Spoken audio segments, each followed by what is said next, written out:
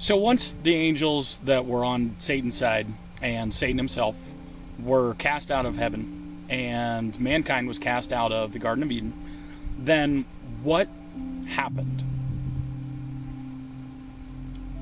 Now, remember, Satan wanted to be God, we'll say. We'll say that that's what Satan wanted to be, was, I want to be God, I'm better than God, I've got a better idea of how to run things around here. It's kind of like Dark Matter 2525's series where God is creating the universe and he keeps just creating it incorrectly for mankind. And it's a funny one. If I can find the link to the one that I'm talking about, I'll put it somewhere, description box or wherever. But in Genesis 11, which is after the expulsion, after everything else, after somehow Adam and Eve make a whole hell of a lot of kids, I sometimes, well, no, I can't actually imagine being 700 years old and still screwing my brains out or spending all of that time making more babies to populate the earth.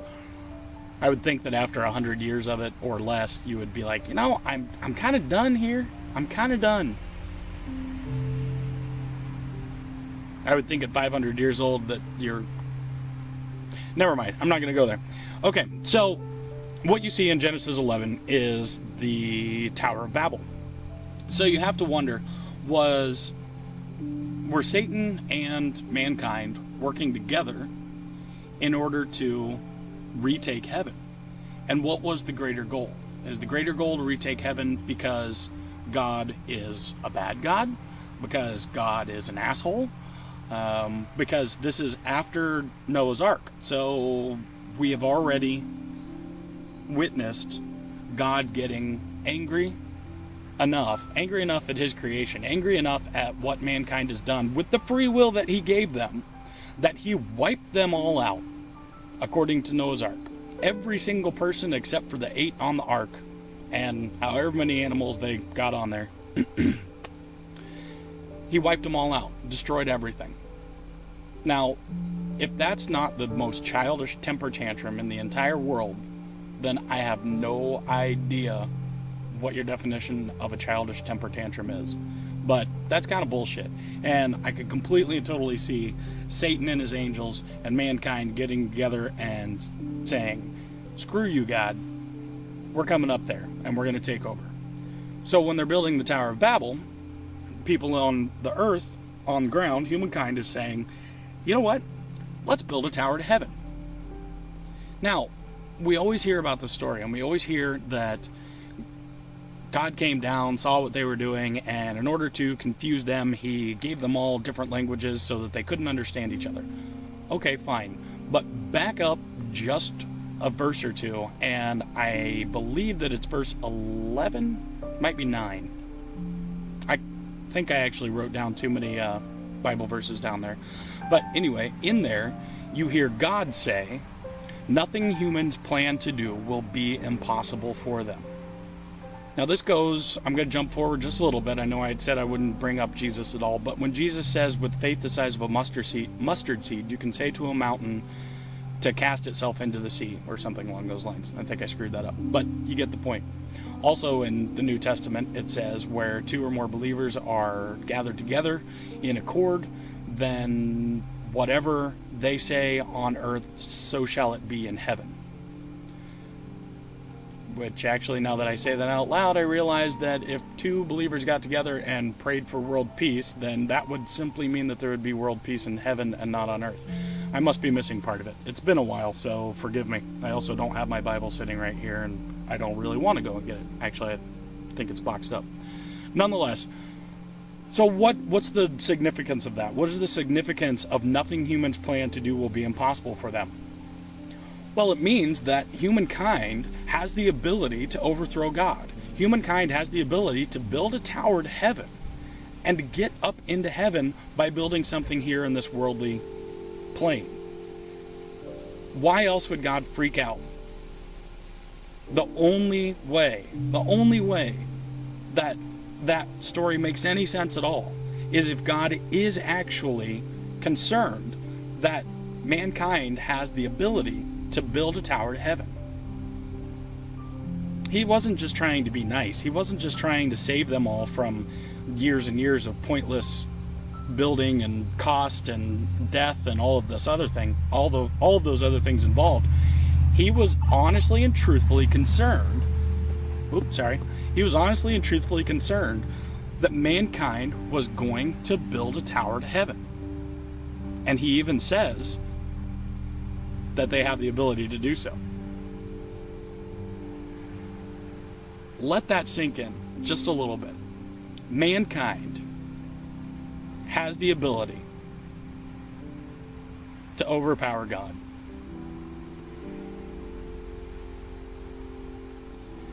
So let's look up at what heaven's reward is. And this is another reason why I have to wonder if the heaven and hell stories are actually worthwhile. History is written by the victors. Keep that in mind.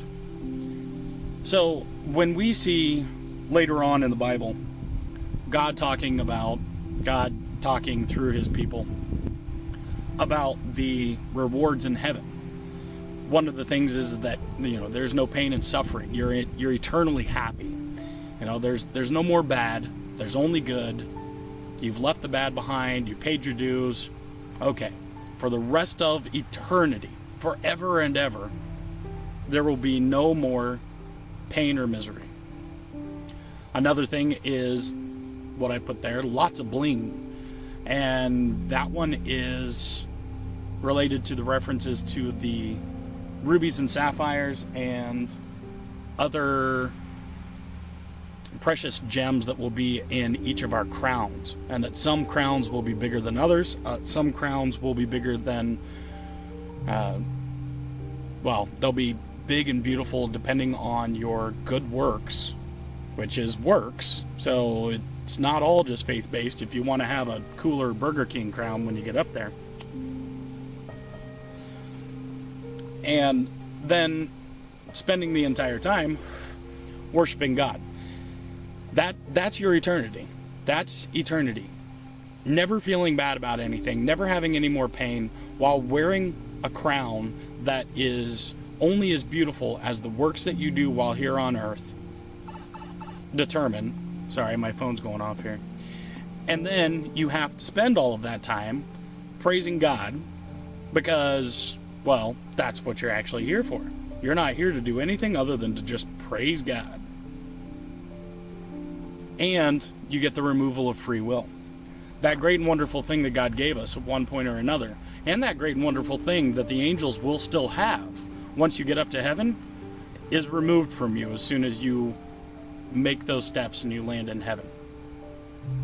You can't have free will if you're in heaven, because you can't do wrong. You can't sin. If you can't sin, you don't have free will. You can't choose, once you've made it to heaven, to get out of heaven. So you become brainwashed. You become vapid. Your personality, whether it exists or not, basically you have a lobotomy. You have a lobotomy and you spend all of your days going, holy, holy, holy, holy, holy, holy. Of course, with a smile on your face. Doesn't sound like fun to me. And again, remembering that history is written by the victors. Hell is described as eternal torment and or eternal torture. And a lot of people will say that, it's not a lake of fire yet, which, again, you have to jump all the way to Revelations in order to determine that the eternal lake of fire has not been opened yet, according to the Bible. So what you get stuck in is, I don't know if it's, I think it's Judaism's paradise, which is basically a dark holding cell. Nothing's happening. You're not being tortured. It's not a lake of fire. You're basically sitting there waiting for the judgment, but you are cut off from God. You cannot see God. You cannot feel God's presence, and supposedly that is the greatest torture for the spirit part of your being. Because before you existed here on earth, you either existed as a spirit or you came out of a can that God opens when you are conceived, and so you are a fresh spirit who spends its entire life with the connection to God in one way or another. And being separated from God is the greatest punishment of hell. And that, again, the holding cell idea is you're being held for an eventual judgment. After the end times, you go before the throne, and God says, well done, my good and faithful servant, and you pass to the right and into heaven, or the new earth. And if you are not a Christian, then you pass on this left side into the shadows, and you are annihilated. Gone.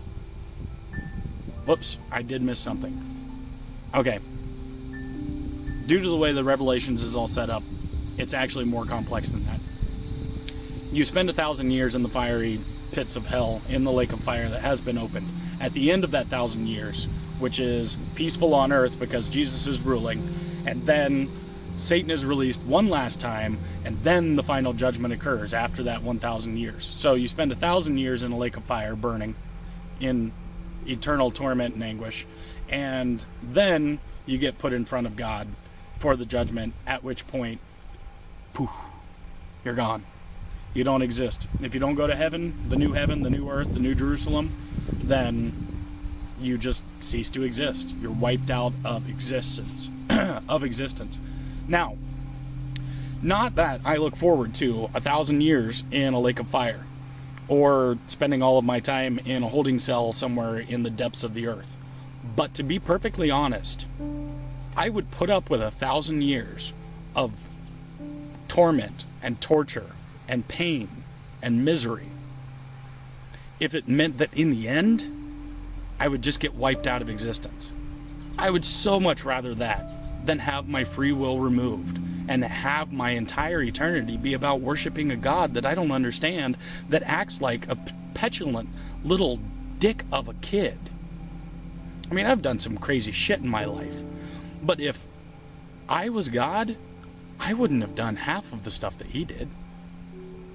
I mean, hell, even if I didn't have a conscience, even if I was a complete and total sociopath, and I just did not care one bit about anyone else's feelings and had no empathy, I don't think I could be as much of an asshole as God was. And as God is. So summing it all up, Satan and mankind, we went through pretty much the same story. We both got expelled from our paradise, and we both were set up by God. God set up our existence in order to have this wonderful story of salvation that he loves so much. I'm glad that I don't believe anymore. And while I do still have my days every once in a while, which are very few and far between, to be honest with you, compared to how they were a few months ago, I still have those days where I go, oh shit, what if I'm wrong? But then I think about it and I go, no, even if I'm wrong, my future and my eternity is still a hell of a lot better than what God offers. But I don't think that I'm wrong. I may never know. I probably will never know in this lifetime. But I'm okay with not knowing, because I have more value as a human that came from evolution than I do a human that was created by an asshole God, double-crossed, and then pandered to. Oh, come on back. Here, I'll give you Jesus. No. I'm good. I'm good without God, in more ways than one. So I'm sure you guys are going to have questions, so leave as many comments as you would like, and I will do my best to answer them based on the beliefs that I once held. I hope you guys are having a great Tuesday. Take care.